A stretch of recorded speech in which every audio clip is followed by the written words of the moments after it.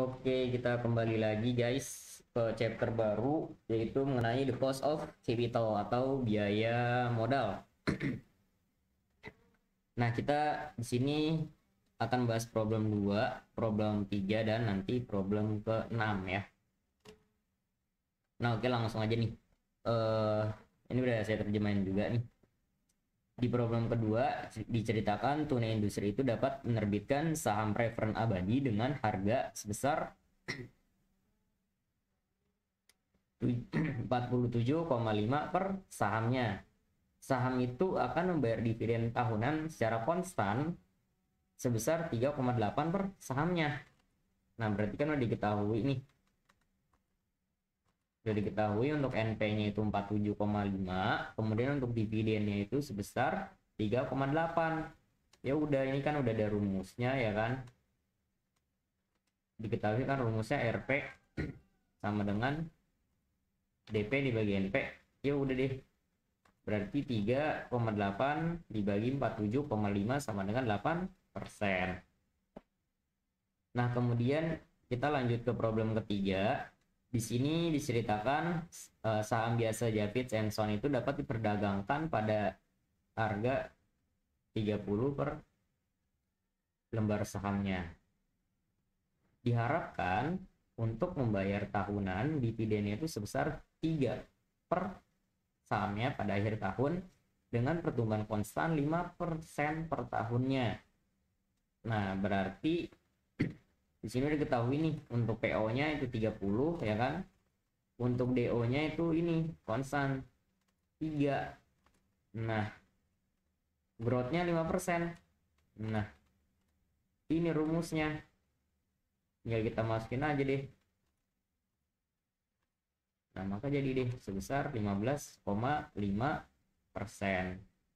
Untuk soal nomor 3, problem 3 sudah selesai.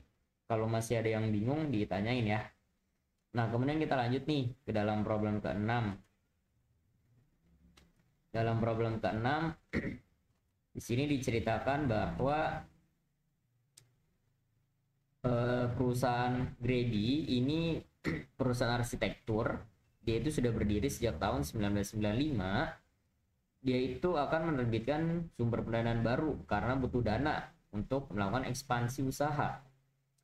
Dana yang dibutuhkan itu kira-kira 1,5 miliar yuan, di mana tarif pajak itu sebesar 25%. Nah, tarif pajaknya 25% ya. Sini tarif pajak 25%. Di sini Grady Incorporation itu ingin menerbitkan long term debt-nya itu Grady Incorporation itu ingin menerbitkan 75.000 lembar saham obligasi untuk memenuhi 50%. Nah, berarti kan dari 3 ini itu 100% ya. Nah, 50% itu ada di long term debt nih, 50%-nya. Nah, kemudian untuk par obligasinya itu sebesar 7.500. Nah, berarti tinggal ingat teman-teman, hitung dulu parnya. Gimana sih? Lembar dikali sama nilai par. Nah, jadi kemudian untuk NP-nya sedangkan harga pasar sahamnya itu 12.500. Ini tuh belum termasuk flotation cost. Berapa persen? Oh, 20%. Berarti dikurang dulu nih 20% ya kan. Berarti dikurang 20%. Nah, jadinya 12.500 dikalikan dengan 80%. Kenapa sih dikali 80%? Ya karena kan harus dikurang dulu 20%. Nah, baru kemudian dikalikan dengan jumlah terbitan lembar saham, lembar obligasi. Kali ini 75.000 ya kan. Nah, maka jadi kemudian untuk interestnya di sini diketahui per quarterly. Berarti dalam 1 tahun dia itu mampu membayar 4 kali sebesar 14.062.500. Nah, berarti dikali 4 dulu ya kan. Nah, dikali 4, kemudian N-nya di sini hingga akhir tahun 2023. Dari awal tahun 2024 ya kan sampai akhir 2031. Maaf, berarti sampai akhir 2031 berarti kan 8 tahun nih. 31 dikurang 24 ya 8 tahun ya kan. Nah, maka jadi. Nah, kemudian untuk rumusnya ya kita pakai rumus ini ya kan. Ya tinggal kita masukin deh. Nah, jadi sebesar 5% untuk long term debt-nya. Nah, kemudian apabila penggunaan hutang jangka panjangnya sudah melebihi 1 miliar, maka cost of debt before tax-nya itu akan naik. Nah, berarti kalau seandainya ini kurang, ya kan? Seandainya ini kurang nih, kurang dari 1 miliar, kita masih pakai yang 5% ini. Kemudian taxnya itu 25% nih. 25% ya kan? 25%. Nah, kemudian untuk RD2-nya kalau lebih dari 1 miliar gimana nih? Dia naik jadi 8%. Ya udah 8% dikali 1 dikurangin 25%, jadilah 6%.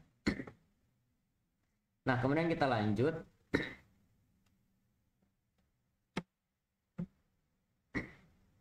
Kemudian kita lanjut nih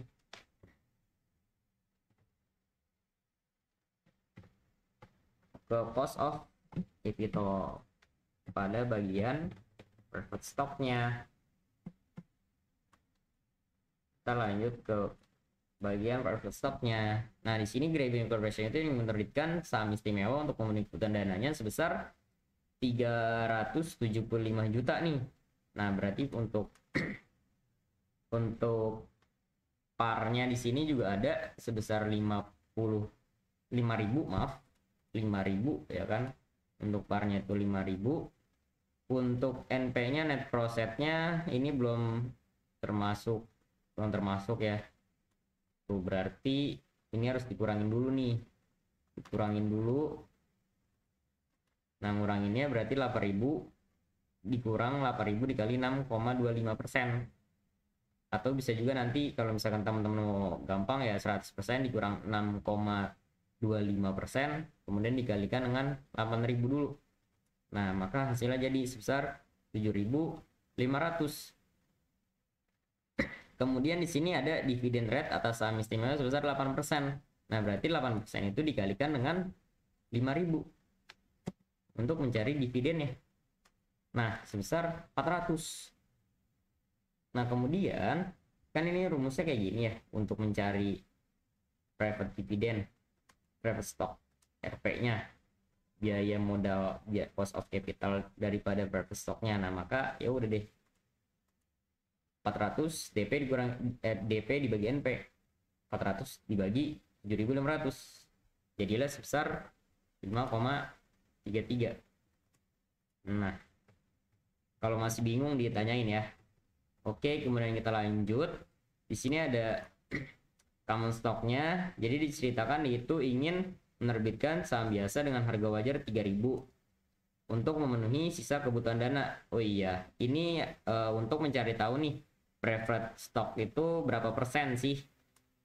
Jadi yang ini ya kan, ini dibagi dulu sama yang ini. Jadi 375 juta dibagi dengan 1,5 M, maka jadilah sebesar 25%. Ini sebesar 25% ya kan. Untuk preferred stocknya berarti ini kan sisanya nih, memenuhi sisa kebutuhan dananya. Nah, sisa kebutuhan dananya berarti masih ada 25% nih dari common stocknya. Nah, ya udah deh, ini kan udah diketahui 3.000 ya. Kemudian untuk growth-nya itu sebesar dividen rate konstan sebesar 10% per tahunnya. Nah, kemudian untuk DO-nya itu sebesar ini nih, 150. Nah, kemudian untuk NP-nya yang baru itu ini nih, sebesar 3.750. Terus ini perlu dikurang nggak? Enggak, karena sudah termasuk biaya flotation cost sebesar 850. Makanya nggak perlu dikurang lagi. Nah, kemudian karena udah diketahui semua ya kan, ya kita masukin aja ke rumusnya deh. Nah, ini untuk yang lama ya kan. Nah, ini kemudian yang untuk yang baru. Untuk yang baru ini. Nah, kan beda tuh. Kalau yang tadi NP-nya itu masih dibagi PO ya kan. Kalau yang lama berarti dibagi 3000, kalau yang baru ya dibagi NP. NP yang baru 3750. Jadi deh hasilnya untuk yang lama 15%, 15,5%, sedangkan untuk yang baru 14,40%. Nah, kemudian untuk soal 2, hitunglah breakpoint. Nah, gimana sih cara ngitung breakpoint? Tadi kan kita udah tahu nih, untuk long term debt itu sebesar 50% nih. 50%. Ya kan? Nah, kemudian untuk dananya itu berapa di sini? 1 miliar. Nah, berarti 1 miliar dibagi sama 50%, jadilah 2 miliar. Nah, kemudian di sini untuk weightingnya kan tadi diketahui ini 50%, untuk long term debt-nya itu 50% ya kan. Nah, kemudian ini preferred stock-nya itu 25%. Nah, ini sisanya ya berarti 100 dikurang 50 dikurang 25 ya berarti 25. Nah, terus di soal ada di sini laba ditahan sebesar 800 juta. Nah, berarti 800 juta dibagi sama 25%, yaitu sebesar 3,2 miliar. Jadi untuk soal nomor 2. Nah, kemudian kita diminta untuk membuat WACC ini nomor 3 atau WACC untuk masing-masing range of financingnya. Diketahui weightingnya tadi long term debt itu sebesar 50 dan bawahnya itu 25 ya kan. Untuk long term debt-nya 50, kemudian untuk preferred stock dan common stock 25. Nah, kemudian untuk biayanya kita ngambil dari data yang atas, yang ini, yang kurang dari 1 miliar berarti masih 3,75% yang setelah pajak ya. Nah, berarti kita masukin ini. Nah, kemudian yang ini kita ngambil datanya dari atas yang udah kita hitung tadi. Nah, dari sini dari 5,33. Nah, kemudian yang ini kita masih pakai data yang atas lagi, yang ini yang lama, karena kan masih kurang dari 1 miliar, dikurang dari 2 miliar, maaf. Nah, kita masukin aja. Nah, untuk WACC nya tinggal teman-teman kali deh, kali aja ya kan. Weighting dikali cost 1,88, 25% dikali 5,33, 1,33%. Nah, jadilah untuk WACC 1. Nah, kemudian untuk WACC 2 ini kan untuk WACC 2 nya lebih dari 2 miliar ya. Nah, berarti kita pakai yang baru nih, yang lebih dari 2 miliar tadi berapa? 6%. Nah, maka dipakai 6%.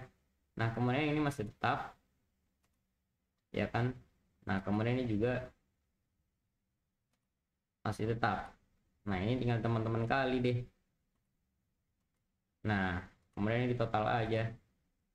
Jadi untuk WACC 2, kemudian untuk WACC 3 ini untuk weightingnya masih sama. Nah, kemudian kita ngambil data dari yang kedua nih, yang kedua ini masih sama juga. Nah, tapi yang ini beda, ini kan lebih dari 3,2 miliar ya. Nah, berarti kita pakai yang baru nih, kita pakai yang baru, kita pakai 14,4%. Nah, akhirnya tinggal kita kaliin, kita dihasilin deh hasilnya sebesar 7,93 pada WACC ketiga. Nah, kemudian kita diminta soalnya di sini tentukan proyek mana yang sebaiknya dipilih beserta alasannya. Dari kita ngambil dari sini nih nama proyek ya kan. Dari sini nih. Dari sini kita ngambil. Nah, berarti kita masukin dulu untuk Liberty ya kan. Untuk Liberty, oh maaf, iya benar, untuk Liberty itu 1,5 M, 20% return yang diharapkan. Kemudian untuk Burj Khalifa itu 14% IRR-nya atau expected rate-nya. Kemudian initial investment-nya 750 juta.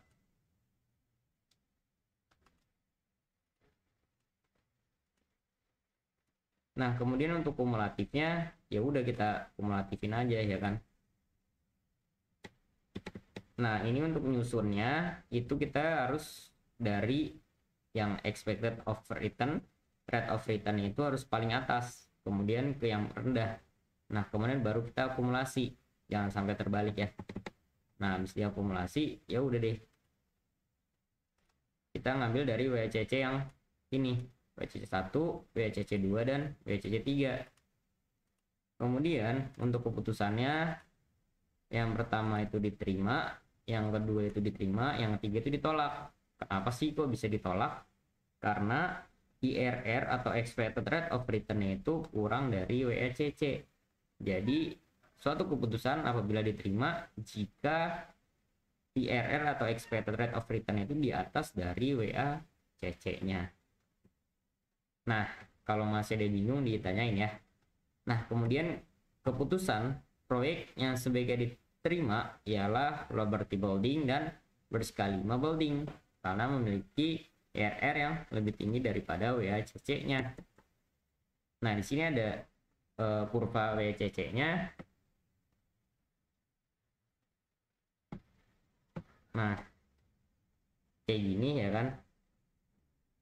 Ya udah, ini kita ngambil dari angka-angkanya aja. Kayak untuk apa ini? Burj Khalifa misalnya yang paling atas nih Liberty. Liberty itu 20%. Yang ke atas itu IRR ya. Ke atas itu IRR. Ke atas itu IRR dan ke samping itu baru ininya. Inisial kumulatif investmentnya. Nah, untuk Liberty-nya itu 1,5 M ya kan. 1,55 M nih masuk ke sini. Nah, kemudian dia ada WACC-nya untuk Liberty sebesar 7,08. Nah, berarti di sini 7,08 WACC 1. Nah, berarti kan dia masih di atas nih. Nah, berarti di sini masih kategori bagus, makanya diterima. Nantinya akan menghasilkan keuntungan untuk perusahaan. Nah, kemudian yang kedua juga sama. Di sini 14%. 14% nih. Burj Khalifa. Ya kan? WACC-nya berapa? 8,21. Maka diterima. Nah, tapi yang ketiga ini IRR-nya berapa? 3%. Tapi WACC-nya 8,33. Nah, maka dia nggak diterima. Kayak gitu. Karena nanti dia di sini akan sulit untuk perusahaan mendapatkan laba. Kayak gitu, guys. Nah, kalau teman-teman masih bingung ditanyain ya. Oke, terima kasih.